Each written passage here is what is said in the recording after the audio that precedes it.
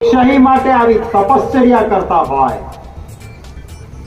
એ ઉમેદવાર એકલો ઉમેદવાર ન લડે, આ બધા બેઠા છે ઉમેદવાર છે એ લડી રહ્યા અને વિજય થશે એ ચંદનજી ઠાકોરનો નહીં, પાટણના આપ સૌનો એ વિજય કહેવાય છે ને, સંત ના હોત સંસાર મેં તો જલી જાત બ્રહ્માંડ. એવા સંત હતા એને પરચા પણ આપ્યા હતા અને ગમે એવો વ્યસની હોય ને એને વ્યસન છોડાવવાનું ઉત્તમ કામ પણ સદારામ બાપા. આ વિસ્તાર એનું ઋણ ક્યારેય ન ભૂલી શકે. પ્રવર્તમાન ગાદીપતિ દાસબાપુ બેઠા છે ત્યારે આવા સદારામ બાપુના કામને લઈને ચાલતા કામોમાં જે માણસ ટ્રસ્ટી હોય એની જામીનગીરી બીજા કોઈ આપવાની કોઈ જરૂરિયાત ન હોય. એ સદારામ બાપાના સંસ્કાર હતા કે માઇક ઉપર આવતાની સાથે એને કીધું કે સંસદ સભ્ય થાય તો મારો પગાર હું નહીં ખાઉં. સંસદ સભ્યનો પગાર મારા માટે નહીં હોય, મારા વિસ્તારના જે શિક્ષણના કામો માટે, ગરીબ છોકરાઓ માટે મારો પગાર હું આપી દઈશ. વાત અભિનંદન છે. ખૂબ બધા આગેવાનો બેઠા છે.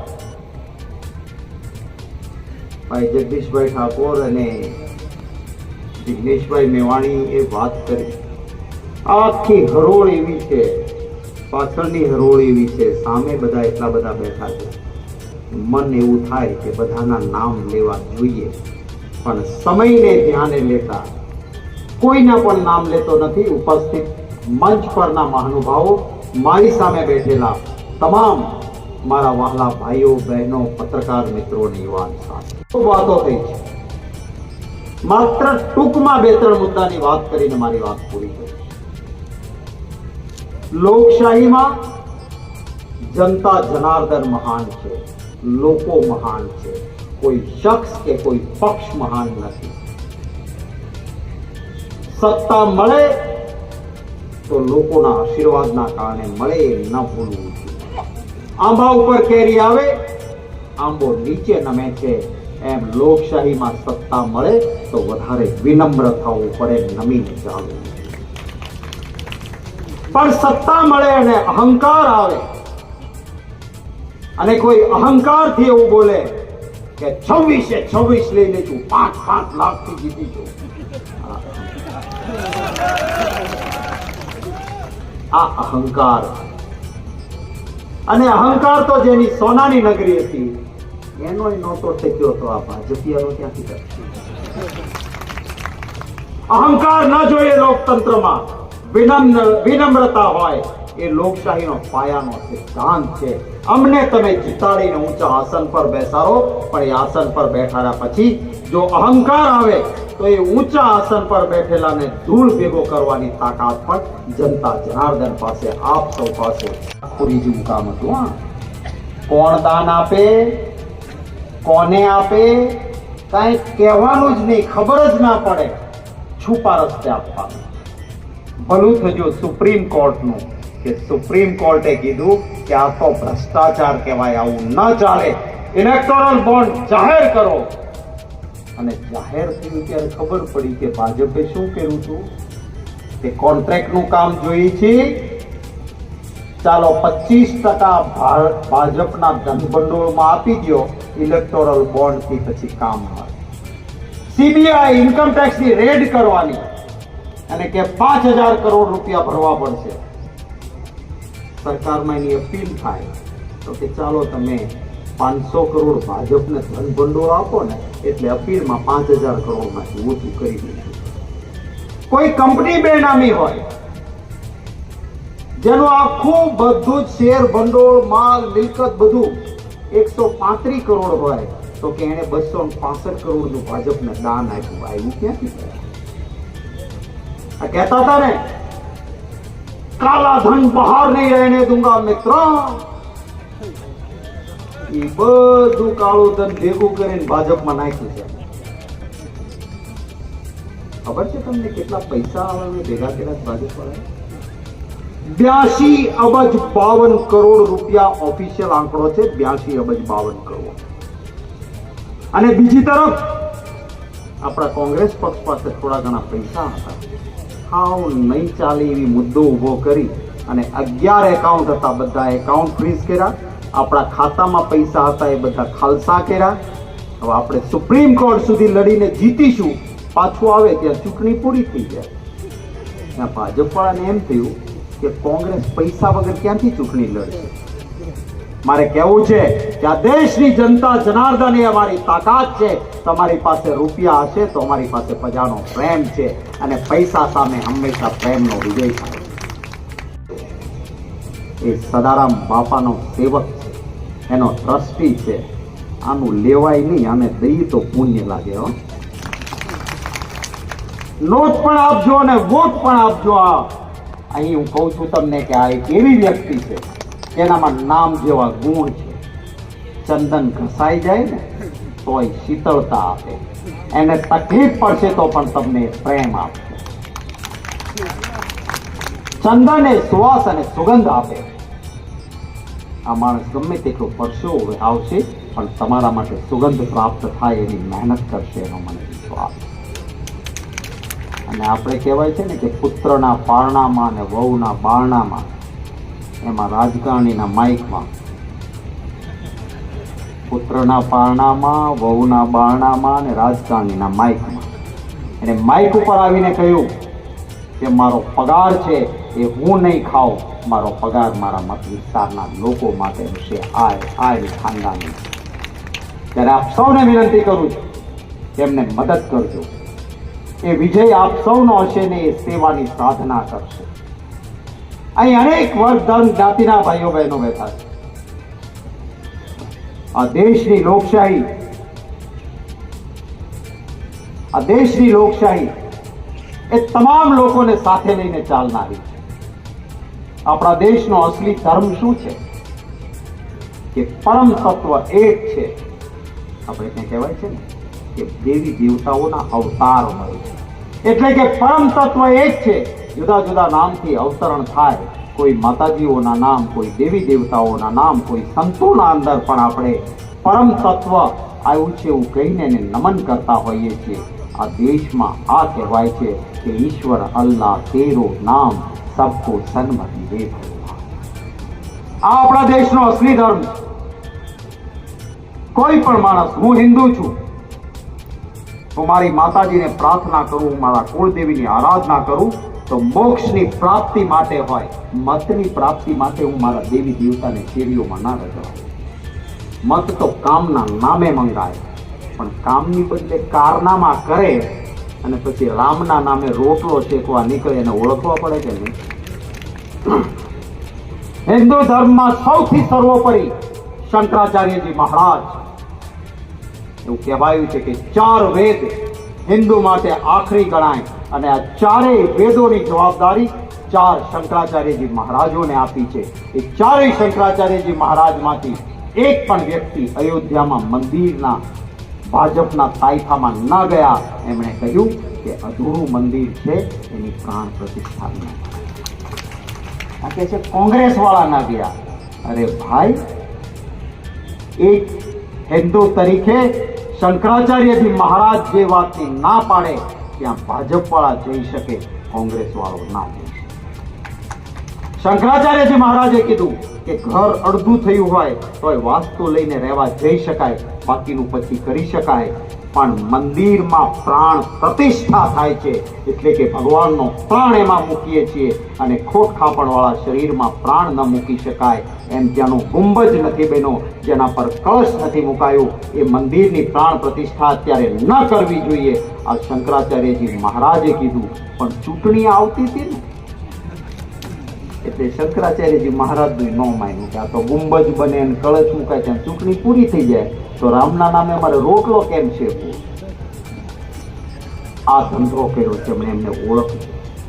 અત્યારે રામલલ્લાની પ્રાણ પ્રતિષ્ઠા કરશો, ઉપર ગુંબજનું કામ બાકી છે, કળશ બાકી છે, મજૂર ઉપર કામ કરવા ચડશે તો એના ચરણ, એના પગ રામલલ્લાના માથા ઉપર આવે.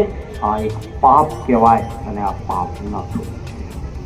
તો પણ શંકરાચાર્યજી ભગવાનનું ન માન્યા. અને જુઓ, જે અહંકારમાં જ્યારે આવા કામ કરે છે ત્યારે સરસ્વતી માતાજી પણ જીભે બેઠતા હોય. જો બેઠા ને રાજકોટના ઉમેદવારની જીભે.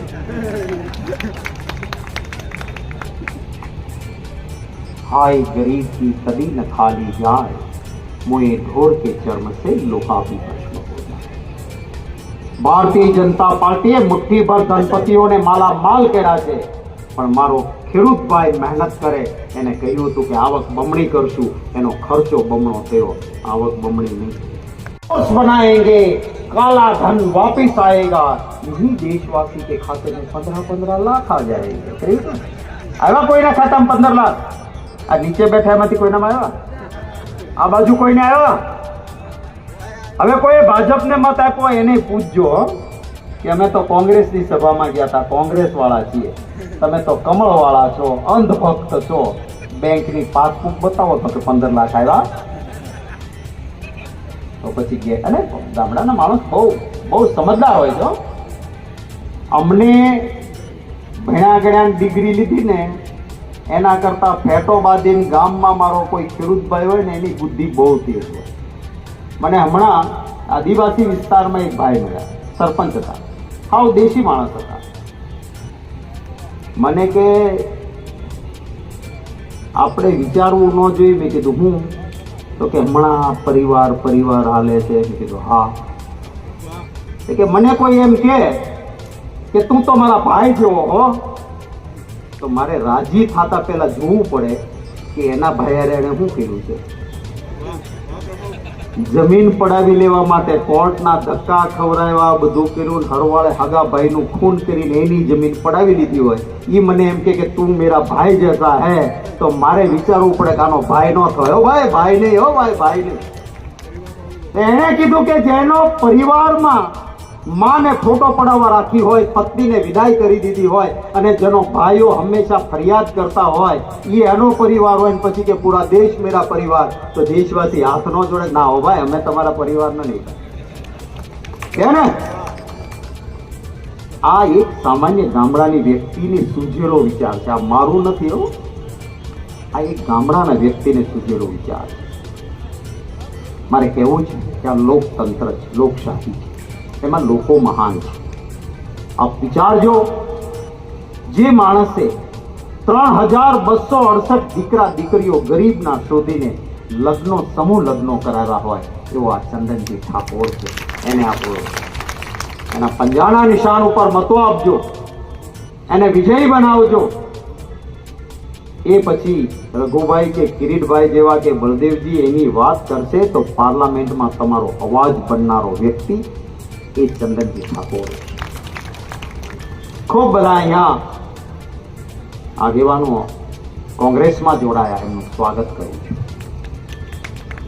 કેટલાક આરે ત્રીજી પેઢીનો સંબંધ હતો અને આજે ત્રીજી પેઢીને મને ખેસ પહેરાવવાનો મોકો મળ્યો અને ખૂબ આનંદ થયો છે. સ્વાગત છે. કેટલાક સાથે નજીકનો નાતો હતો. કાનજીભાઈ કેવા ક્યાં સુબહ કા ભૂલા શામ કો ઘર આए તો ઉસે ભૂલા નહીં છે. ઘણી વખત બહુ રૂપિયા આવે ને એ આપણને બ્રહ્મમાં નાખી દે એમ ક્યારેક ભોળવીને લઈ ગયા પણ પાછા પધાર્યા છો. આપ સૌનું સ્વાગત. નવા મિત્રો જોડાયા છો, આપનું સ્વાગત છે. અને હજી વધારે આવે, કોંગ્રેસના અંદર સાથ અને સહયોગ મળે એ શબ્દો સાથે આપ સૌએ ખૂબ મોટી સંખ્યામાં ખૂબ લાંબા સમય સુધી હાજરી આપી. આપનો આભાર માનવા માટે મારી પાસે શબ્દો નથી. આપ સૌને શુભેચ્છાઓ. ખૂબ ખૂબ આભાર. મારા સાથે 3 વખત જોરથી બોલજો. જય હિન્દ, જય હિન્દ. जीतेगा भाई जीतेगा, जीतेगा भाई जीतेगा. खूब खूब आभार. Thank you. प्रदेश प्रमुख श्री शक्तिभाई, पूर्व प्रदेश प्रमुख श्री माननीय जगदीशभाई, તમામ મારા સાથી ધારાસભ્યો, પૂર્વ ધારાસભ્ય માનનીય બળદેવજીભાઈ, રઘુભાઈ, કાર્યકારી પ્રમુખ મારી સાથે ઇન્દ્ર વિજયભાઈ, પાટણ જિલ્લાનું સમગ્ર કોંગ્રેસ પાર્ટીનું નેતૃત્વ, મંચ ઉપરના તમામ સન્માનીય સાથીઓ અને આપ સૌ પાટણની લોકસભાના મતદાર ભાઈ બહેનો, કિરીટભાઈએ બહુ પાયાની વાત કરી બૂથ માટેની અને ઈવીએમ ને લઈને. હું 2017માં 19,000 વોટના માર્જિનથી વડગામની ચૂંટણી જીત્યો અને રિટર્નિંગ ઓફિસરનું સર્ટિફિકેટ લઈને બહાર આવ્યો ત્યારે મેં મીડિયાને સંબોધન કરેલું. આ હિટલરની વિચારધારામાં માનતા આરએસએસ અને ભાજપના લોકો એ તમામ લોકતાંત્રિક પ્રક્રિયાઓ સાથે ચેડા કરી રહ્યા છે. એટલે મારે ઈવીએમ અને બેલેટ પેપરમાં કંઈ પસંદ કરવાનું હોય હું બેલેટ પેપર પસંદ કરું. એ વાત સાચી. ઈવીએમ ને લઈને આખા ગુજરાતમાં અને દેશમાં એક નારાજગી અને અસંતોષ છે, એ વાત પણ સાચી. પણ આ ચૂંટણીમાં તો આપણે ઈવીએમ થી આગળ વધવાનું છે. એટલે વડગામની અંદર લગભગ આવતી ચૂંટણીમાં મારા 3 લાખ વોટર થશે.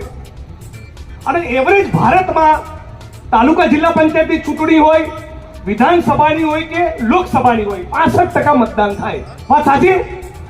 પવન સારો હોય તો 68 થાય અને પવન ઢીલો હોય તો 62% થાય, પણ એવરેજ 65% મતદાન થાય. હવે આજે 35% લોકો વોટ નથી કરતા.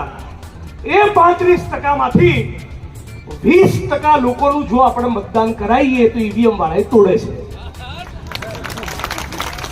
3 લાખમાંથી 10% મતદાન વધે એટલે 30,000 વધ્યું અને 20% જે પેલા 65માંથી 35% વોટ કરતા નથી, એ 35%માંથી 20% કોંગ્રેસના વોટ છે એવું માનીને ચાલીએ અને એમાંથી જો 20% મતદાન આપણે કરાવીએ તો હમણાં ઈવીએમનું પણ ટેન્શન કરવાનું રહેતું નથી.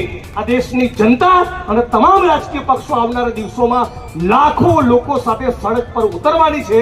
એ દિવસે ઈવીએમનો પણ ઈલાજ કરીશું. પણ આજની ઘડી આ પ્રસંગ સુપેરે પાર પડે એના માટે બૂથ ઉપરના બબ્બર શેરો થઈ તમારા બૂથ ઉપર 50-50, 100-100 વોટ વધારે કઈ રીતે પડે. મોદીની સભામાં પોસ્ટર ચોંટાડનારા, અમિત શાહની સભામાં પાથરોનું પાથરનારા, રામ ભક્ત હિન્દુ ધર્મમાં આસ્થા ધરાવનારા પેજ પ્રમુખોનો પણ કોરોનામાં જ્યારે ઓક્સિજનનું ટીપું આપી શકતા નહોતા ત્યારે ચંદનજી ઠાકોરે સર્વ સમાજના 1,07,000 લોકોનો જમણવાર કરેલો. આ ચંદનજી ઠાકોરનું સલામ કરું છું, વંદન કરું છું. સાથીઓ, ગઈકાલે રામનો બેરોજગારી, મોંઘવારી, પેપર ફૂટવું, ઉત્તર ગુજરાતમાં પાણી નથી, આ બધું જ આપણે જાણીએ. છેલ્લે લોચો ક્યાં પડે છે? વાત જ્યારે ધર્મની આવે છે ત્યારે. એટલે ખાસ કહેવા માંગુ છું કે ગઈકાલે રામનવમી હતી. આ રામના નકલી ભક્તો જે કમલમમાં બેઠા છે ને, એમણે ઇલેક્ટોરલ બોન્ડના નામે ગાયનું માંસ વેચનારી કંપની જોડેથી કરોડો રૂપિયા લીધા છે. એ બૂથ ઉપર જઈને સમજાવો. આ રામના નકલી ભક્તોને ઓળખો.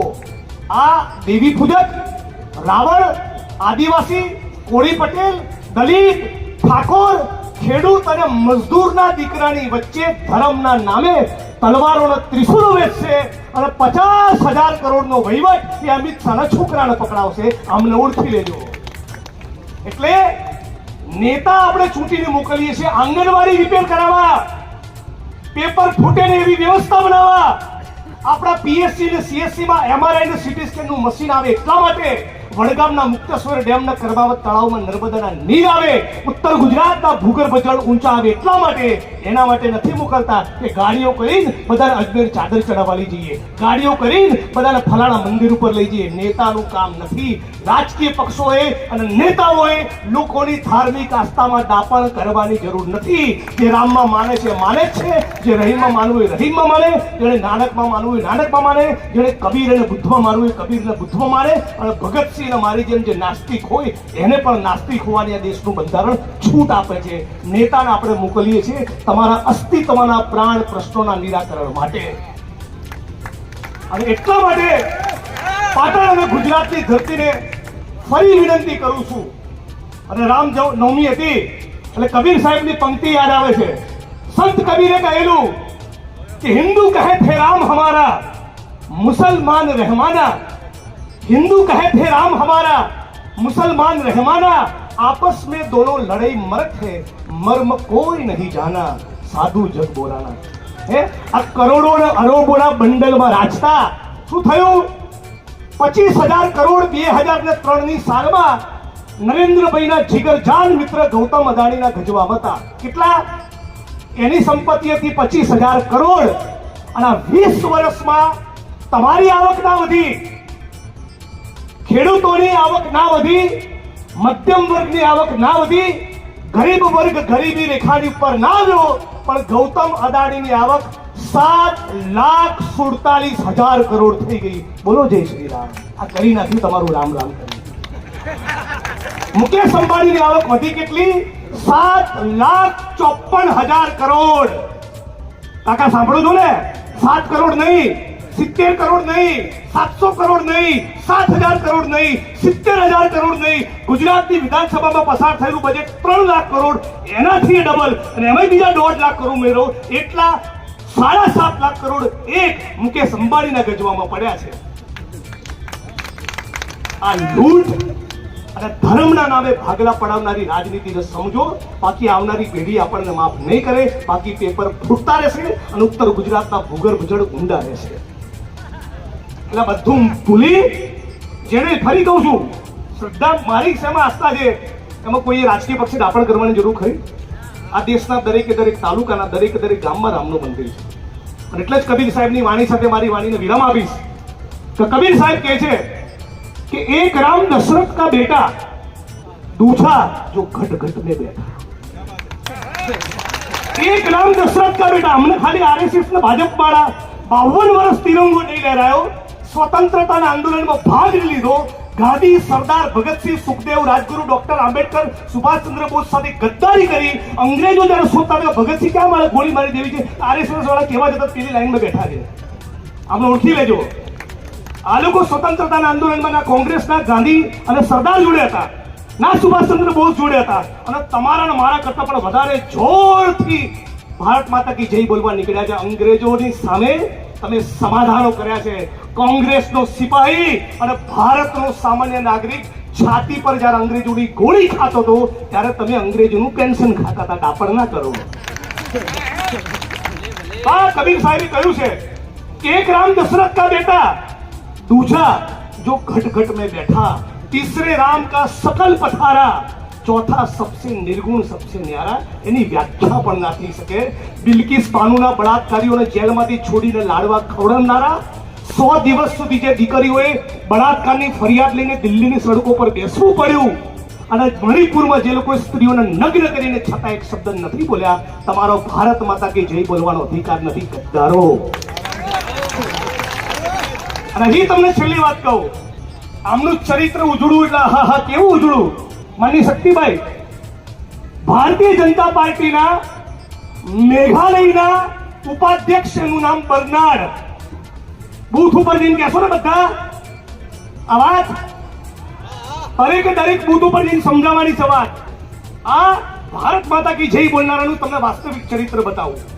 બિલ્કિસ બાનુના બળાત્કારીઓને જેલમાંથી છોડી લાડવા ખવડાયા. એ મણિપુરમાં સ્ત્રીઓને નગ્ન કરીને ફેરવી ત્યારે એક શબ્દ બોલ્યા નથી નરેન્દ્રભાઈ. બળાત્કારની ફરિયાદ લઈને પેલી એથ્લેટ દીકરીઓ જ્યારે દિલ્હીમાં બેઠી ત્યારે એક શબ્દ નથી બોલ્યા. આ ભારતીય જનતા પાર્ટીના મેઘાલયના ઉપાધ્યક્ષનું નામ બર્નાર્ડ. એ આરએસએસ અને ભાજપના લોકો રંગ રેલીઓ મનાવે એના માટે મેઘાલયની અંદર આખું રિસોર્ટ ચલાવતા પકડાયા, અને એમાં 18 વર્ષની નાની ઉંમરની 6 દીકરીઓ પકડાઈ. એનો મતલબ એમ કે બળાત્કાર કરાવતા હતા. આ હિન્દુ ધર્મના નામે જે આપણને મૂર્ખ બનાવી રહ્યા છે, અમને સમજાવો કે તમારી તો ઓકાત નથી. એટલે આપણે આપણી કોમી એકતાને અકબંધ રાખીએ. આ તો રવિદાસનો દેશ છે. શું કહે છે રવિદાસ સાહેબ? મન ચંગા તો કઠોતી મેં દુંગા. હમણાં ચાળે ચડીને ક્યાં તલવારોને ત્રિશુલો લેવાની જરૂર છે? હિન્દુ મુસ્લિમ બધા બિરાદરોને કહું છું, જે નિદા ફાઝલીએ કહ્યું કે ઘર સે મસ્જિદ હૈ બહોત દૂર, ઘર સે મસ્જિદ હૈ બહોત દૂર, તો ચલો यूं કરે किसी रोते हुए बच्चे को हंसाया जाए. તમને તો હિન્દુ ધર્મમાં આસ્થા રાખનારી વિધવા બહેનો સમાજ કલ્યાણની ઓફિસની બહાર ધક્કા ખાતી હોય છે ત્યારે તમને એનું દર્દ નથી દેખાતું. દિલ્હીમાં આંદોલનમાં 700 ખેડૂતોના ભોગ લેવાયા, એ ખેડૂતોનું દર્દ તમને નથી દેખાતું. હજી તેની ભાજપના ઉત્તર પ્રદેશના મંત્રીના દીકરાએ ખેડૂતોની છાતી પર ગાડી ફેરવીને એમને છૂંદી નાખ્યા, એમનું ખૂન કર્યું. ત્યારે તમે ક્યાં હતા? બધું તમે સમજો છો. આગલી રાતે ચૂંટણીના આગલી રાતે જાતિ અને ધર્મના નામે લડાવા આવે તેની કોઈ વાતમાં પડતા નહીં. આ ચંદન તમને બધાને કરશે વંદન. ચાલશે. આ સદારામ બાપાના ભક્તની જવાબદારી હું લઉં છું અને આ તમામ લોકોને કહું છું કે મારી વાણીમાં તમને સત્યનો એક અણુ દેખાતો હોય તો ચંદનજી ઠાકોરને વોટ આપજો. આ સભામાં ઉપસ્થિત અને વિડીયોના માધ્યમથી જે પણ દલિત સમાજના ભાઈઓ મારી વાત સાંભળવાના છે એમને છેલ્લે 3 વાક્ય કહું કે નરેન્દ્રભાઈ આરએસએસ અને ભારતીય જનતા પાર્ટીને સૌથી વધારે કોઈ નેતાથી તકલીફ હોય કે ડોક્ટર બાબા સાહેબ આંબેડકર. યાદ રાખજો, નરેન્દ્રભાઈ આરએસએસ અને ભારતીય જનતા પાર્ટીના સૌથી વધારે કોઈ પુસ્તકથી નફરત કરતા હોય તો આ દેશનું બંધારણ છે. અને નરેન્દ્રભાઈ આરએસએસ અને ભારતીય જનતા પાર્ટી સૌથી વધારે કોઈ નીતિનો વિરોધ કરતા હોય તે દલિત, આદિવાસી, ઓબીસી સમાજને મળતી અનામત છે. અને એટલા માટે પેલો પંકો રાહુલ ગાંધી કહે છે જાતિ જનગણના તો હોકે રહેગી. અત્યાર સુધી શું કર્યું? કેકની ઉપર ચોટેલી પેલી લાલ રંગની તૂટી ફૂટી આપણને પકડાઈ અનામતના નામે. હવે કેક ખાવાની છે, કેક લઈને બેઠા છે ગૌતમ અદાણી, મુકેશ અંબાણી, રિયલ એસ્ટેટના માફિયાઓ, ઉદ્યોગપતિઓ અને કોર્પોરેટ કંપનીના માલિકો. આ કેક જનતાના હિસ્સામાં આવે, ખાલી પેલી લાલ રંગની તૂટી ફૂટી નહીં. એટલા માટે કોંગ્રેસ પાર્ટીનો મેનિફેસ્ટો કહે છે કે દરેક પરિવારની એક મહિલાના મહિને 8,500 રૂપિયા આપીશું. બોલો મારી સાથે, દર મહિને કેટલા? આ અવાજ ના જાય પાટણની બહાર, આપણે તો દિલ્હી પહોંચાડવાનો છે. દર મહિને કેટલા? ખાલી પડેલા સરકારી પદોમાં ભરતી કરવામાં આવશે 5 વર્ષમાં. કેટલી? 30 લાખ. છેલ્લી લાઈનમાંથી અવાજ આવવો જોઈએ. કેટલી નોકરી કોંગ્રેસ પાર્ટી ઇન્ડિયા અલાયન્સ આપશે? 30 લાખ. કેટલી? બહેનોને દર મહિને કેટલા? 8,500. આ કોંગ્રેસ પાર્ટીનો મેનિફેસ્ટો એ સર્વ સમાજને લઈને ચાલે છે. સ્વતંત્રતાના આંદોલનનો નારો હતો હિન્દુ, મુસ્લિમ, શીખ, ઈસાઈ, ભારતમાં કે 4 સિપાઈ. આટલી વાત આપણા ઘરે ઉતરશે એવી વાત હું સમજુ છું. આપ સૌને ફરી અપીલ કરું છું, ચંદનજી ઠાકોરને ભારી મતોથી જીતાડો. વડગામના ભાઈ બહેનોને કહું છું કે મારો રંગ તો જ આમ છે જો મારા કરતા વધારે વોટ વડગામમાંથી ચંદનજીભાઈ ઠાકોરને મળે. આપ સૌનો ખૂબ ખૂબ આભાર. જય ભીમ, જય ભારત. અને જરા ટાઈટ થઈને 2 હાથ ઊંચા કરીને બોલો, હું કહીશ લડાઈને, તમારે કહેવાનું જીતેંગે. આમ અહીંથી અવાજ આવવો જોઈએ, લડાઈને. આ ચંદનજીના ઘરની બળ આપવા પધારેલા સમગ્ર પાટણ લોકસભામાંથી આવેલા મારા મુરબ્બીઓ, ભાઈઓ, બહેનો, યુવાન દોસ્તોને વાલા પત્રકાર મિત્રો,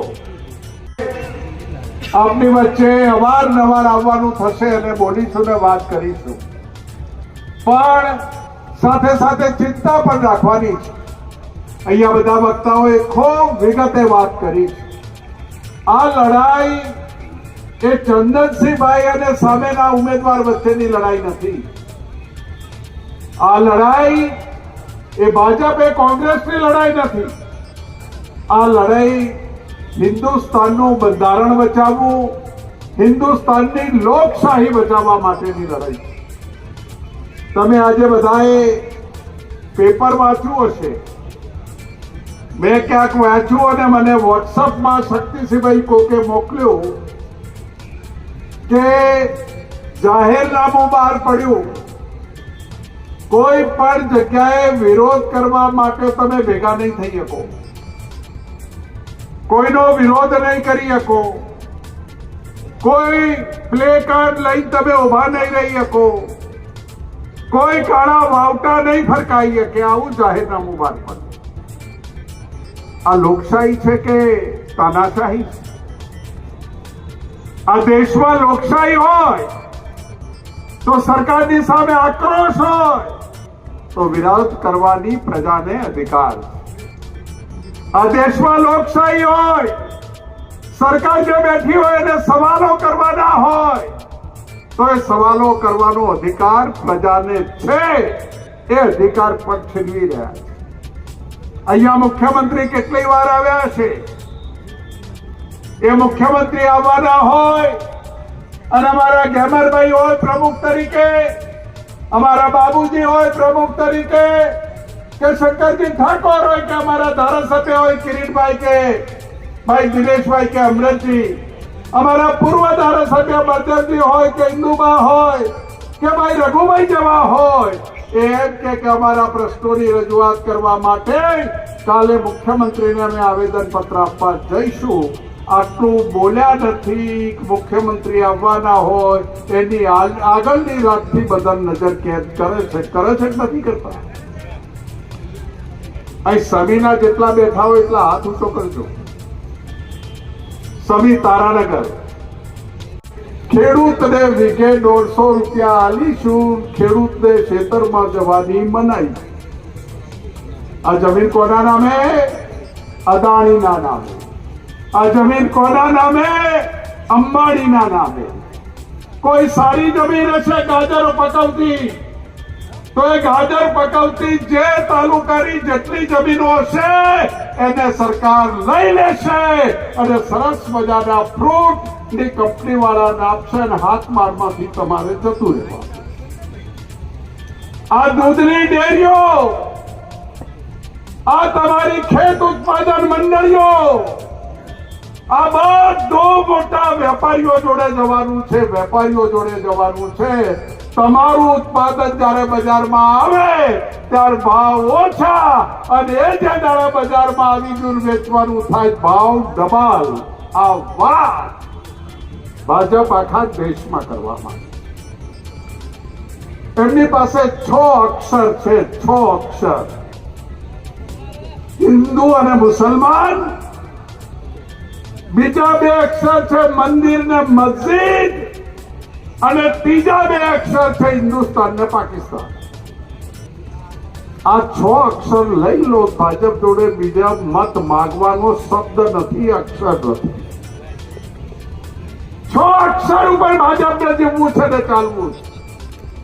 ખેડૂત 700 શહીદ થઈ ગયા. દિલ્હીમાં ખેડૂતને નહીં આવવા જોઈએ. ખીલા ઠોકો રોડ ઉપર, દિવાલો ઉભી કરો. ખેડૂત દિલ્હીમાં ના આવવો જોઈએ. જે દિલ્હીમાં કરી શકે, પાટણમાં કરી શકે, ના કરી શકે. ભાઈ બેઠા છે અમારો યુવરાજ, ક્યાં 30 પેપર ફૂટ્યાની લડાઈ લડે. પેપર આલી બહાર નીકળ્યા નથી. ટીવી મીડિયામાં ચાલે પેપર ફૂટ્યું. તમારા મારા દીકરા દીકરીઓ સરકારી નોકરીમાં તલાટી બનવા, પોલીસ બનવા, ગ્રામ સેવકની નોકરી લેવા, શિક્ષિકા બનવા, નાની નાની નોકરીઓ લેવા માટે ગામડામાંથી પાટણ આવે. પાટણ બરાબર ના ફાવે તો ગાંધીનગર 6-12 મહિના રહે, અને છેલ્લા 20 વર્ષમાં 30 પેપર ફોડી અને નક્કી કર્યું કે આ બેઠા એમાંથી કઈના ઘરમાંથી કોઈને નોકરી આપવી નથી. અને છતાં પણ જો આપણે એનો બદલો ના લઈએ, સમય આવે આ બધી વાતો યાદ રાખીને આપણે મતદાન આપણું પોતાનું નહીં, આપણા બહેલાનું કે આખા ગામનું 100% મતદાન, જેમ કિરીટભાઈએ કહ્યું કે જગદીશભાઈએ કહ્યું એમ કરાવવાની જવાબદારી આપણી વધે છે. મત કોંગ્રેસના વધારે છે કે સામેવાળાના વધારે? કોંગ્રેસના. સરપંચની ચૂંટણીમાં કેટલા ટકા મતદાન થાય છે? 90%. તાલુકા પંચાયત, જિલ્લા પંચાયતમાં કેટલા ટકા મતદાન થાય? 80-85. ધારાસભામાં કેટલા ટકા મતદાન થાય? 60-65. અને લોકસભામાં કેટલા ટકા મતદાન થાય? 50-55. આ તમારો સરપંચમાં વારો આવે ત્યાં 90-95% કરો છો, અને ચંદનભાઈ નો વારો આવે, ગેનીબેન નો આવે, તુષારભાઈ નો આવે, ને રામજીભાઈ ઠાકોર નો આવે ત્યારે 50% કરીએ તો મેળ આવે? આ 70% આપણે લઈ જવું છે. તમને ગામે ગામ, મહેલા દીઠ, વાહ દીઠ મતદાર યાદીઓ આલી દીધી છે.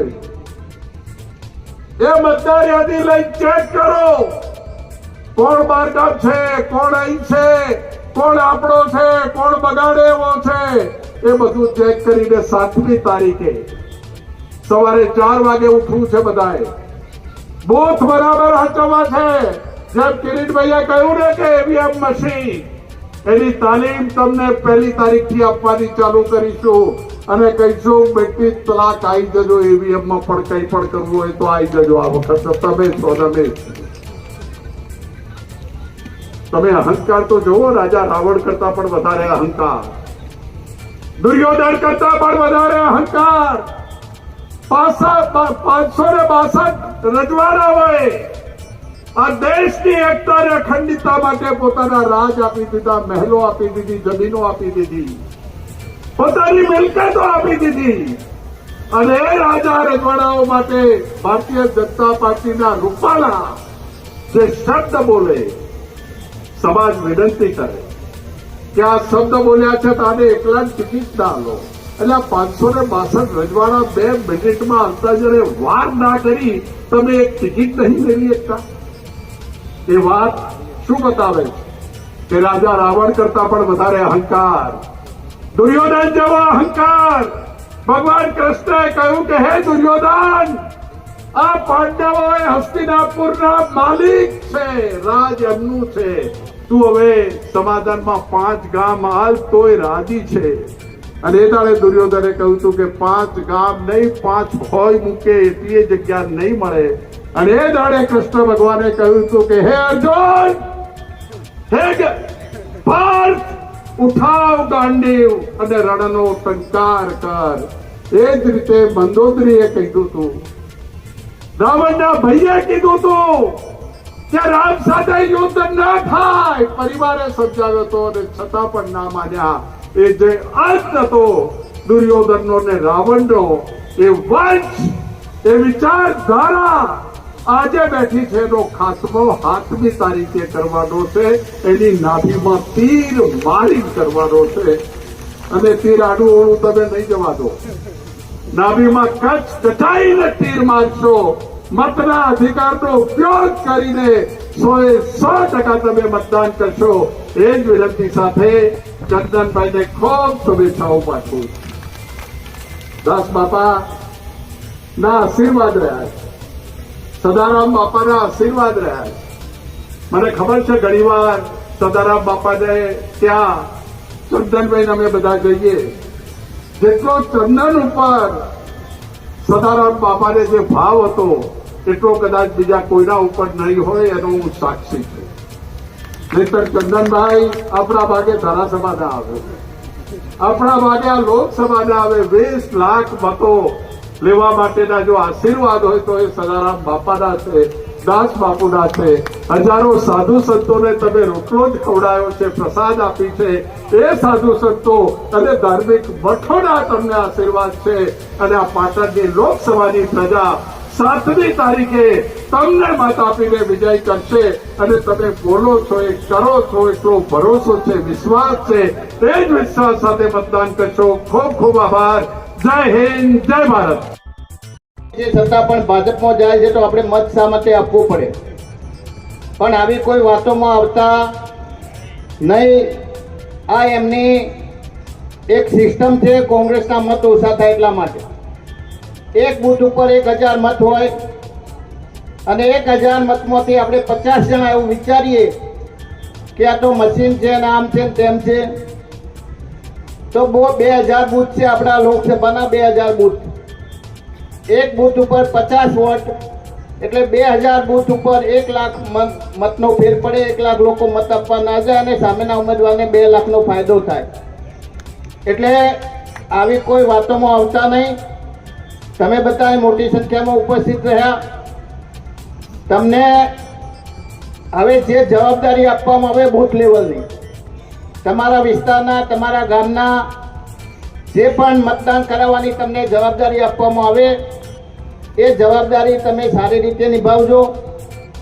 તમને જે જવાબદારી આપવામાં આવે તમારા મહોલ્લાની કે તમારા ગામની તમે ચિંતા કરજો, બાજુના ગામની ચિંતા કરવા જતા નહીં.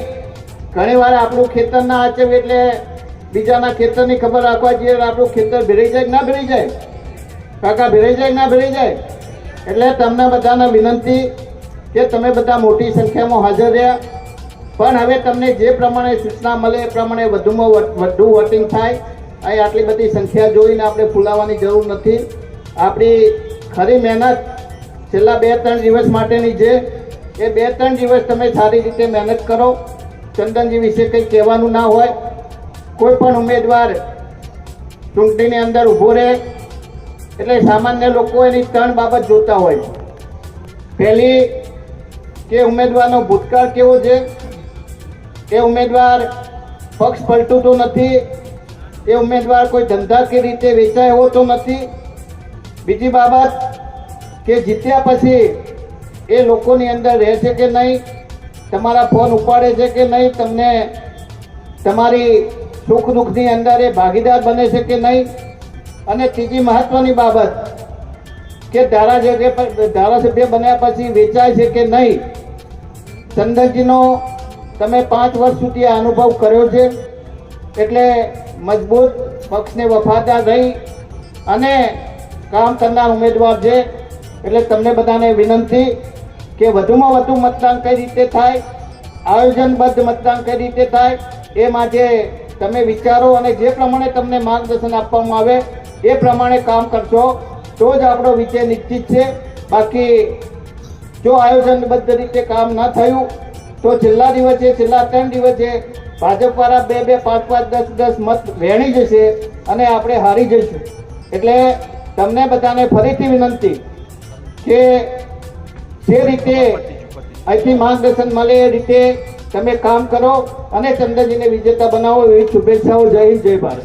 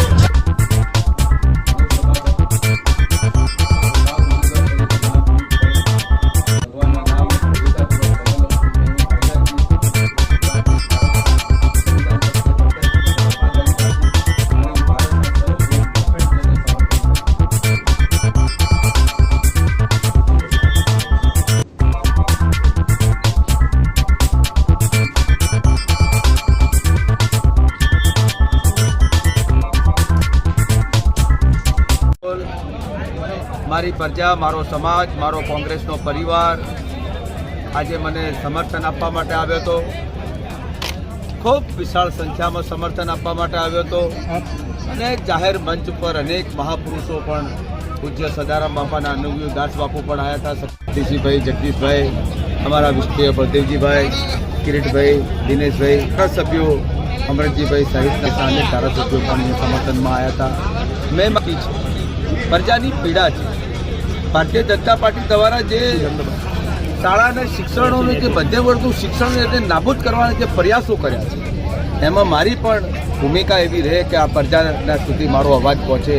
મને જે સંસદ બન્યા પછીની જે મારી ગ્રાન્ટ આવવાની છે, મારો જે પગાર આવવાનો છે, એ પગાર મારો મધ્યમ વર્ગનું જે શિક્ષણ ભણાવવા માટે દીકરા દીકરીઓને હું આપવા માટેનો આવવાનો. મારી જીત એ કોંગ્રેસ પાર્ટીના કાર્યકરની જીત હશે. મારો વિજય એ કોંગ્રેસ કાર્યકરના પાર્ટીનો વિજય હશે અને મારા કાર્યકરને ક્યાંય આડાહળું જોવું નહીં પડે સાહેબ. મેં દરેક વિસ્તારમાં મારી એક ઓફિસ હશે, સાથે વિધાનસભામાં મારી એક ઓફિસ હું ખોલીશ અને પ્રજાને પૂરતો ન્યાય આપવા માટે અને તમામ પ્રયત્નો કરીશ. રહ્યો સવાલ પાઘડીનો, મારો સમાજ ભેગો થયો હતો, મારી નાત ભેગી થઈ હતી, મારા નાતના ભાઈઓ ભેગા થયા હતા, 18 આલમના લોકો ભેગા થયા હતા. આજે મને તક હતી, એ જો તકના માધ્યમથી જો હું આજે પાઘડી મારે ઉતારવી જોઈએ, મેં પાઘડી ઉતારીને મેં મારા મતની માગણી કરી છે અને મારી પ્રજા પર, મારા સમાજ ઉપર, મારા કોંગ્રેસના પરિવાર ઉપર મને સંપૂર્ણ ભરોસો છે કે આ વખત મને જંગી બહુમતીથી જીતાડીને દિલ્હી મોકલશે. આભાર, આપ સૌનો ખૂબ ખૂબ આભાર. अकाउंट में आ गारंटी है. एक सर जाएगा 10 सर लेके आऊंगा. चाइनानी बॉर्डर पर 20 जवानों शहीद थे. कोई चाइनाना एक सिपाहीनो एक वाળ પણ નાખવામાં આવ્યો. જમ્મુ કાશ્મીરમાં 3950 આપણા જવાનો, પોલીસના જવાનો, અર્ધલશ્કરી દળ અને સિવિલિયન આમના સમયમાં 3950 શહીદ થયા અને છતાં ભાજપ એમ કહે છે કે અમે આતંકવાદ મટાડી. 3 સિનિયર કમાન્ડર 2 દિવસ પહેલા છત્તીસગઢમાં નક્સલી હુમલામાં આપણા માર્યા. આ ભારતીય છતાં અનેક પ્રશ્નો છે લોકો. ત્યારે મને વિશ્વાસ છે કે અમારા ઉમેદવારો અમે ખૂબ ચીવટથી ચકાસી કાર્યકર્તાઓનો અભિપ્રાય, લોકોનો અવાજ સાંભળીને આવ્યા છે. એમને પ્રેમ, આશીર્વાદ અને મતો મળશે અને દેશમાં કોંગ્રેસની સરકાર બને એ એક સકારાત્મક રીતે ગરીબ પરિવારની મહિલાને વાર્ષિક 1 લાખ રૂપિયા, 30 લાખ નોકરીઓ ખાલી છે એ પહેલાં આવતાની સાથે ભરાશે. જે યુવાનને નોકરી નહીં મળે અને શિક્ષિત હશે તો 1 લાખ રૂપિયાનું વાર્ષિક સ્ટાઇફંડ કોંગ્રેસ પાર્ટીની સરકાર આપશે. ખેડૂતોને ટ્રેક્ટર લે, બીજી ત્રીજી સાધન સામગ્રી લે, એના પર જીએસટીનો માર છે. કોંગ્રેસની સરકાર ખેડૂતોને એમના સાધન સામગ્રી ઉપરનો જીએસટી, ઇન્કમ ટેક્સના નામે, જીએસટીના નામે જે ધોષ બોલાવવામાં આવે છે, કોંગ્રેસની સરકાર આવશે. અનેક પ્રશ્નો લોકોના છે ઉકેલવાનો પ્રયત્ન કરશે. તેના માટે અમારો એક સકારાત્મક પ્રયાસ છે.